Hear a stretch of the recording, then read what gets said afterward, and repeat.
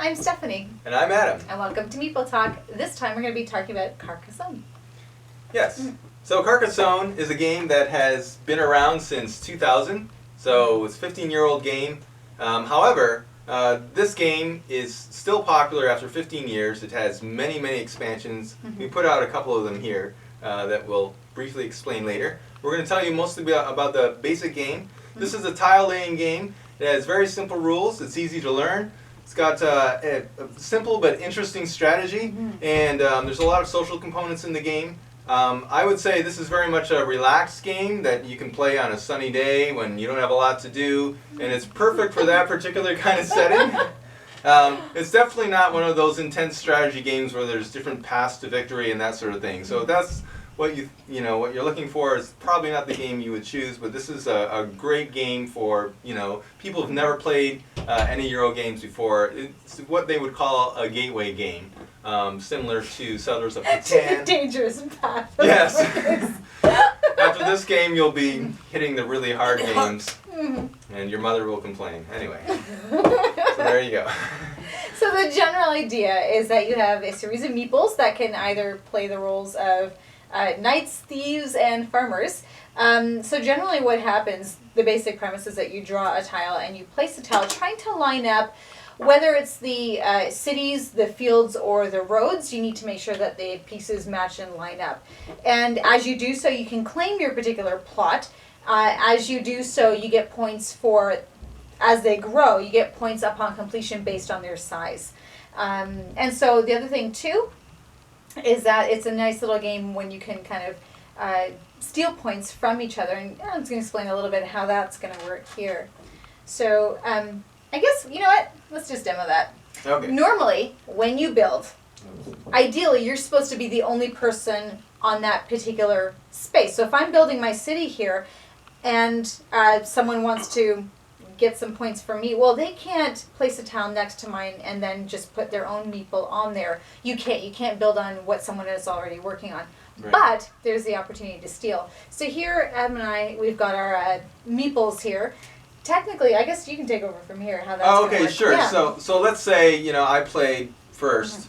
I played this tile first and claimed this part of the city, and then later on, this was built. Could have been by any player, but at some point, Stephanie laid down this tile, and then she put her meeple there. Now, these two cities are not connected, but then, if you play another piece and match them together, now all of a sudden, the two of us are sharing that city. Yeah. Now, in this case, it's completed. So, because neither of us has more meeples in that city, we share the points, essentially. You count up how many points are in the city, and we both mark them off on this scoring tile here. And at the end of the game, whoever has the most points wins. So basically, you can score points for completed cities, for completed roads, and also you can put guys even on the green fields.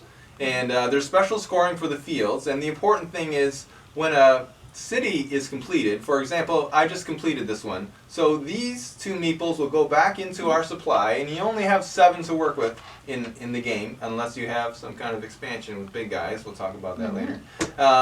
So there's an incentive to complete things that you start so you can get your meeples back, because at some point you might have all 7 deployed, and then you have a turn and you can't place any meeples because nothing is completed. So then you want to try and complete some things so you can get some of your guys back. However, when you place into a field, that guy goes sideways, indicating that he's there until the end of the game. He's just chilling out. That's right. He just fell asleep. It was a beautiful day. So anyway. Those are farmers. So and at the end of the game, if a city isn't complete, you'll score. Whoever controls it will score 1 point for each, which is like half as much as you normally would get. Yeah. So you want to complete things, try to complete things before the game ends. The game ends when all the tiles that you're playing with are gone, right? Yeah. So with some of the expansions, you get more tiles, so then there are more tiles. You can always just say, well, we're going to play with 20 less tiles. It'll be a shorter game, right?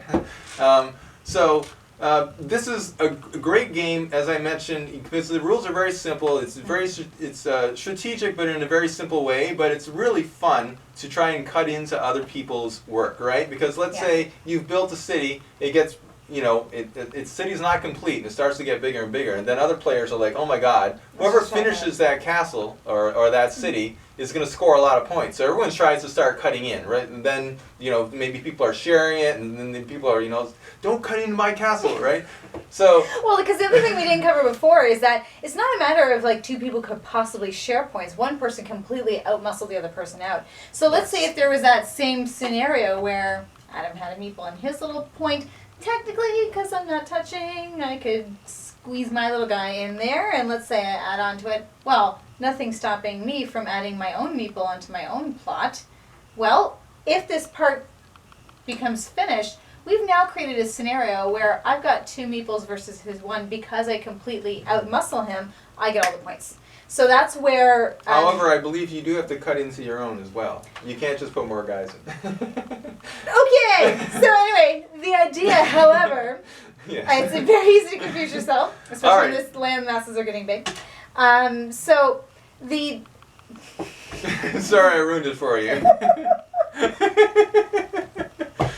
Anyway, yeah. So you've got multiple strategies that what you want to do. Sometimes you can try to invest in creating a big city or big roads that other people could possibly cut in, but you also run the risk of it having not be completed by the time the game ends. So what some people do, they'll just do quick little tiny cities, maybe 2-3 pieces each, just get them done, boom boom boom. Yeah, so let's say sometimes you don't even have to put a guy on, because you let's say, you know, this half of a city is already there, but nobody placed anything on it, and then you get this tile, there's another half of a city, so you can do this. Oh, boink.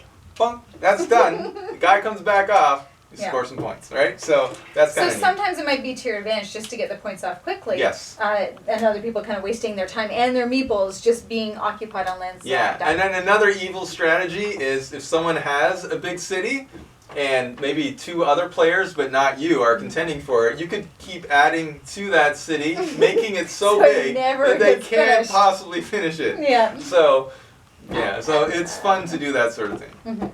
So, like it. But then, of course, one of the things that Carcassonne is really good at is expanding upon their basic game. They have come up with so many expansions, and one of which that I really like is the Trader and Builders.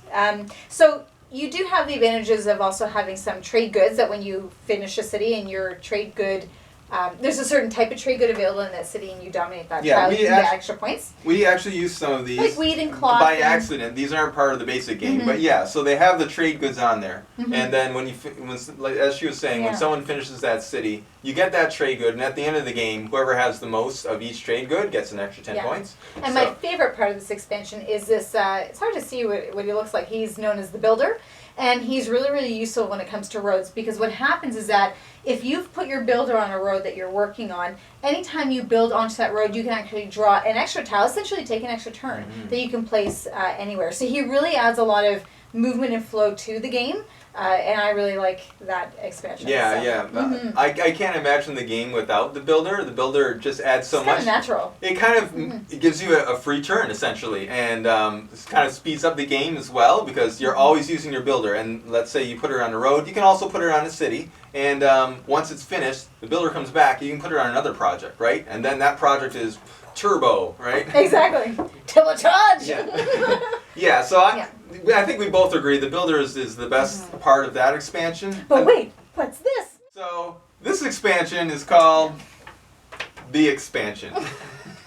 Brilliant. It's a brilliant name. And so what's nice about this one is 2 things. It comes with a whole set of gray pieces, including some of the expansion pieces that you would use there, including the pig that we didn't explain, but we can't explain everything, and the builder. But also, it comes with these big guys, which are worth 2. But they're part of your set, so then you'll start with 8 instead of 7, right? When you have this expansion. And when you place this guy, he's worth 2, right? So someone might have a castle, might have 1 guy in it, and he thinks, I'm going to get that castle, right? I'm going to score those points. And then you cut in and put a big guy on there. Now he needs to put 2 more guys. He has to cut in twice in order to outnumber you again, right? So these guys are really cool. Really? Yeah, and then you get all these extra tiles too. And then you get, these are more of a matter of convenience. So when you're scoring, usually you go 2 or 3 players will go past 50 and they'll go around a second time. And then you'll be like, did you go around the second time? I can't remember. So they've got these nice scoring tiles. So once you go around once, then I think then you get it, right? 'Cause Yes. then you have 50. And then if you go around a second time, then you flip it over and that tells you that you have 100 plus whatever's on the So board. people can't gloat enough that they're ahead of the game. They can That's prove right. it too. That's Yeah. right. They can be like, Wah. yes. But then also, bleh. One of the things that I really like about these expansions is that they work really, really well together. It's not like, it's usually trying to mix and match expansions, it becomes a mess. They all work together and you can build upon each other, which is really nice when you want to have a nice involved game, but it also gets a little bit messy when you forget to put away your game properly at the end and you have everything mishmashed together and you're like, oh Yeah, my goodness, what belonged to what? I don't remember. Yeah, although I would say that these 2 expansions and the basic game, we just throw them all together and, if we add some new expansion, then we'll play with that and then we'll separate it out because all the other expansions are smaller. Okay, I'll show you a few of them. Yeah. Now, one of the oldest ones was the River 2, and that actually comes with the basic game now, the River, that, to be honest, we never play with the River. The idea of the River is that You have the river first. Yeah, and the river just kind of meanders around, and it kind of like breaks up the And the rest of the fields. game kind of resumes as normal, pretty much. Yeah, So. in theory, but because there's not much on the river except the river, it's kind of boring to play those first 4 foot. We're not a fan of the river. Let's just say that. I wonder what will happen next. So this is the River 2. So for people who do love the river, you can get another river. Sequel, And better that than is ever. twice as big. You can take out all the other tiles and just play a river. I don't know. Yeah. So then they have some other small ones. This is the Count of Carcassonne. So you have kind of like a little city, and you can score some points in the city. We've only played it once or twice. They've got the King and Scout. So they actually have some pieces for another standalone Carcassonne game. This one's called Hunters and Gatherers. Yeah, I think this one's really unique. It's not part of the rest. You play it in and of itself. Yeah. But it has a really nice feel to it. It's more like Stone Age time, back to nature, pretty much. But the general ideas of the basic game they import here, but change the themes up, but not in a repetitive, this is just a different picture on the same kind of tile. It really is a more unique feeling game with a different storyline, but it still really works with the same kind of mechanics. So I'm really a fan of this one, the Hunters and Gatherers. So we're not reviewing this game, but I'll just say that I really like this game. Yeah, try it. I might even like it a little bit more than Carcassonne, because it's more of a complete game, whereas Carcassonne, you get the basic set, which is, after you've played it a few times, it seems like it's not enough, and then you add the expansions, and then it's a cool game. Yeah. But this one, anyway. Unique feel. We may review this game at a future date. And Where's then the dragon? There's a couple bigger expansions. There's the Princess and the Dragon that she mentioned. You actually get a dragon, and there's pictures of a princess, and there's a little fairy, and the dragon basically, players get to go on a rampage and eat other meeples on the board, and the fairy gives you like a safe spot to go, and so it's kind of a neat expansion. You definitely should try it. It kind of plays havoc with the basic game strategy, but it's fun to play. And then there's this one. Now the tower. I'd say one of the best features is that it comes with a tower. And even if you don't use the expansion, you can stack your pieces up in this tower. So, you know how game organizers are, you may or may not know this, but game organizers, there's companies that just specialize in game organizers, right? So for Carcassonne, they'll come, for example, I don't know if they have something for Carcassonne, but they'll come up with something like this, where you can organize your pieces, usually in the box, but sometimes while you're playing with it. But this is an expansion that comes with a little organizer for all of these, so people can just take them out, and it's cool looking, looks like a castle. But the expansion itself, they come with a bunch of extra tiles, and you can create little stacks of towers with those. Actually, I don't know where the wooden pieces are. Here they are. All right. With these wooden pieces that are in the bag, and but it really makes the game much more cutthroat because you're basically taking pieces from other people. Well, and I was just going to say that this was what really changes the game. If you're Normally, the original Carcassonne, there's mild conflict with each other. Yeah, you might be stealing in on each other's works. But this is one where it actually changes the game entirely. You can actually completely destroy what people are working on simply just by kidnapping them. Yeah. So essentially the idea is that with the tower pieces that you lay down, you can actually build the height of your tower, and that actually expands your reach as to which players you can actually capture, and then they have to then decide if they're going to have to capture you back, because the only way you can give the player back their meeple is by doing an active trade. So this is where it really, really changes the game. So if you're someone who really likes more involvement and more conflict with other players, this is going to be the version that will do it for you. So we have a friend who especially likes this because there's a lot more conflict and a lot more backstabbing, I should say. I am not a fan of this particular expansion. Because you're working really hard and you feel like, oh, I missed a win. I think it brings people too much into conflict. Yeah. So that's just my feeling. But anyway, so there's all these different expansions for the game. There's really so much you can do with it. Yeah, so I think that's one of the reasons it's popular. And not only that, there's some kind of like a high seas, and then the Carcassonne that came out recently. There's another one having to do with snow. I don't know the name of it. I know people are going to say, what's the matter with you, Adam? Don't you know what you're talking about? But there's so many expansions and I guess standalone games as well that have come out recently. We're likely to review some of them in the future.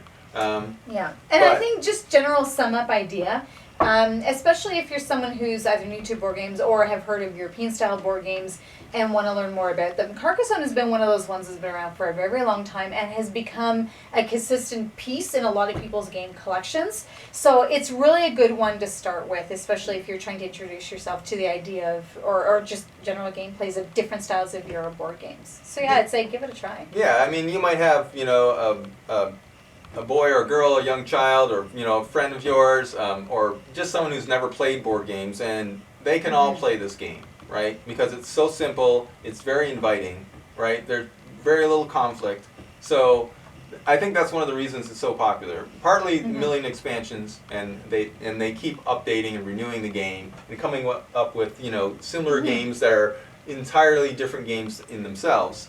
So, and also the ease of play. I mean, the original game was designed to last for maybe 30 minutes, 45 minutes. And the idea of, just pick up and place. I mean, the rules are simple. But you can also build a lot of strategy within that simple structure. So it's a really nice one for different groups. So, yeah. So, final thoughts?